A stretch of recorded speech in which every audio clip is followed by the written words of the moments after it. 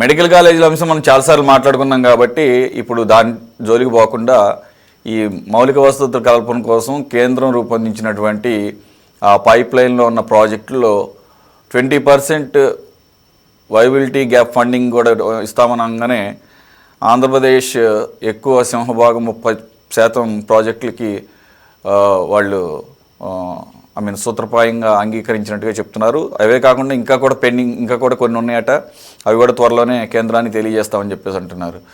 So మరి ఈ రకమైన మౌలిక వసతుల పేరుతో ప్రైవేట్ భాగస్వామ్యం ఎక్కువైనప్పుడు ఆబ్వియస్గా మరి నిర్వహణ ఛార్జెస్ అని అవన్నీ ఇవన్నీ అని చెప్పేసి ఆబ్వియస్గానే వినియోగదారుల మీద కూడా భారం పడే అవకాశం అయితే కనపడుతుంది. But at the same time comfort levels, convenience ఈ యాంగిల్లో చూసినప్పుడు ఎంతవరకు ఇది మంచి చేసే అవకాశం ఉంది?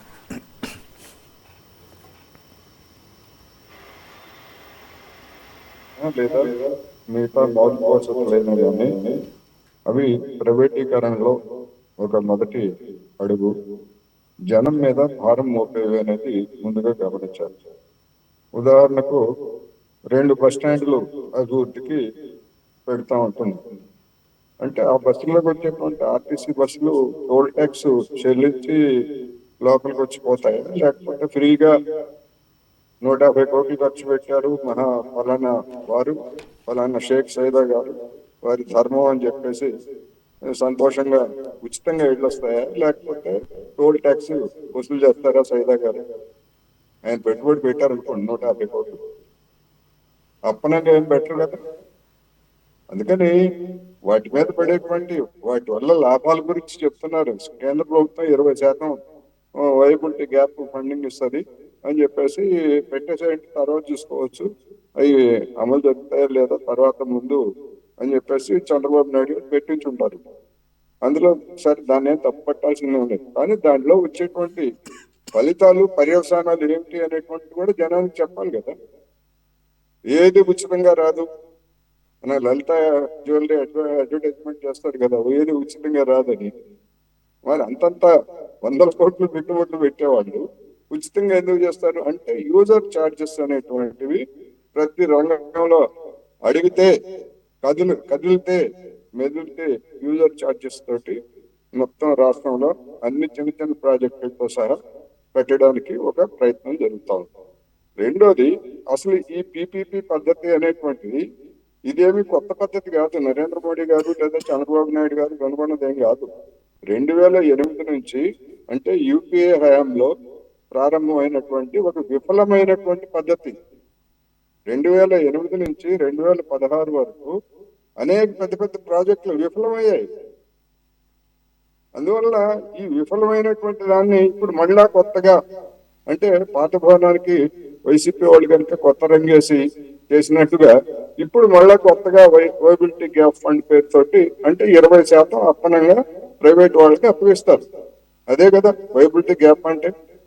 20% అప్పగించిన తర్వాత వాడు ఏదో చేస్తాడు, చేసి వదిలేసి వెళ్ళిపోతాడా, లేకపోతే అంతకు రెట్లు ఎక్కువగా పిండుకుంటాడా మనం చూస్తున్నాం కదా.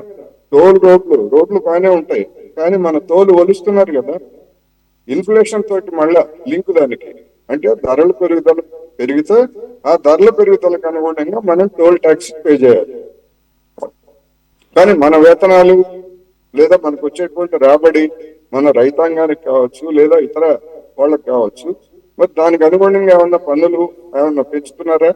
ఉదాహరణకు ఆంధ్రప్రదేశ్ లో ఉంది 2014 ముందు, అంటే 2008, 2010, 12 సంవత్సరాల్లోనే కనీస వేతనాల సవరణ జీవో సవరించారు. ఇప్పటికి ఎన్నేళ్ళండి ఇది? 2008 నుంచి 26, దాదాపు 15-16 సంవత్సరాల నుంచి ఒక్క పైసా కూడా పెంచడానికి చంద్రబాబు నాయుడు గారికి చేతులు రాలేదే, లేదా జగన్మోహన్ రెడ్డి గారికి చేతులు రాలేదే. మరి ఏమి పాలన చేస్తున్నట్టు, ఏమి సంక్షేమం చేస్తున్నట్టు, జనానికి ఏమి సాధికారత కల్పిస్తున్నట్టు?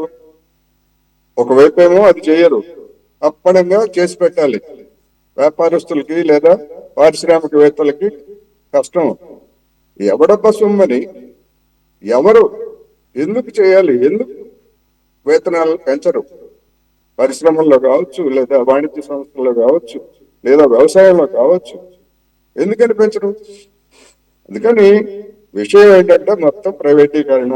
మనం చేసేది ఏం లేదు, హాయిగా ఆఫీసులో కూర్చొని సంతకాలు పెట్టుకుంటూ ఏదైనా కమిషన్లు ఉంటే వాటిని దండుకుంటూ వ్యవహారం చేసేటువంటి పద్ధతికి పూర్తిగా వెళ్ళిపోతున్నారు తప్ప ఏం చేస్తారంటే మంత్రులు ఏం చేస్తారు? ఇంకా శాఖలు ఏం చేస్తారు?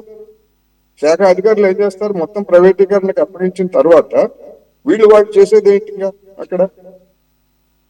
అందుకని ఇదంతా కూడా ప్రైవేటీకరణలో భాగం.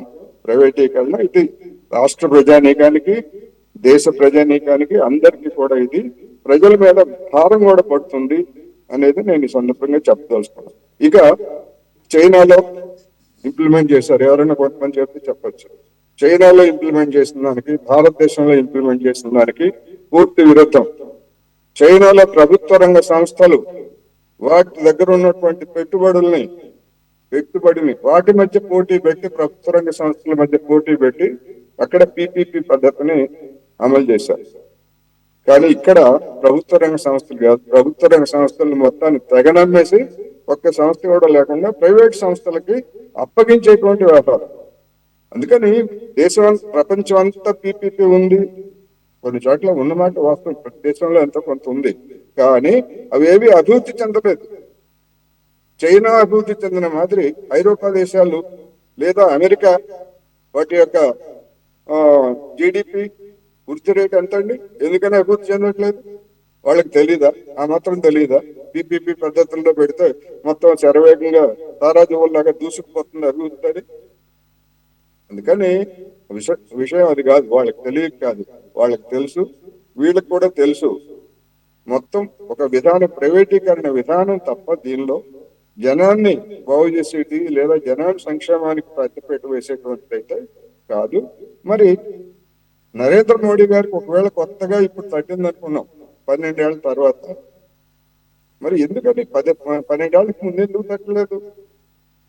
తెలివితేటల్లో నరేంద్ర మోడీ గారు, చంద్రబాబు నాయుడు గారు ఇద్దరు, ఆయన ఒక ఎక్కువ చదివితే ఈయన ఒక ఎక్కువ చదివారు కదా, ముఖ్యమంత్రులుగా అనుభవం ఉంది కదా, ఎందుకని చేయలేదు? 18 ఏళ్ల నుంచి మేక్ ఇన్ ఇండియా లేదా incentive productive link PLI scheme ఎన్ని స్కీమ్స్ పెట్టినా గానీ పారిశ్రామిక వాణిజ్య రంగాల్లో ఎదుగుదల లేకపోగా 2014 కంటే తగ్గింది పారిశ్రామిక ఉత్పత్తి.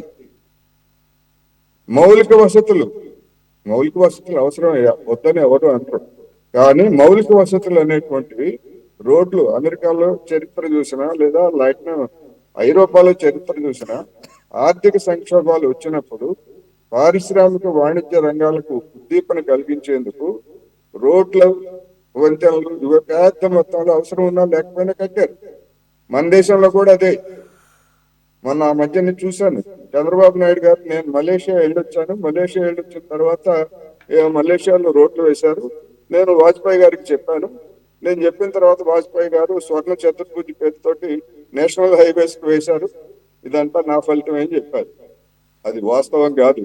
భారతదేశంలో ఉన్నటువంటి సంక్షోభాన్ని తట్టుకోవడానికి కూడా ప్రభుత్వం పెట్టినటువంటి పెట్టుబడి జాతీయ రహదారులు, వంతెనలు, వీటి మీద.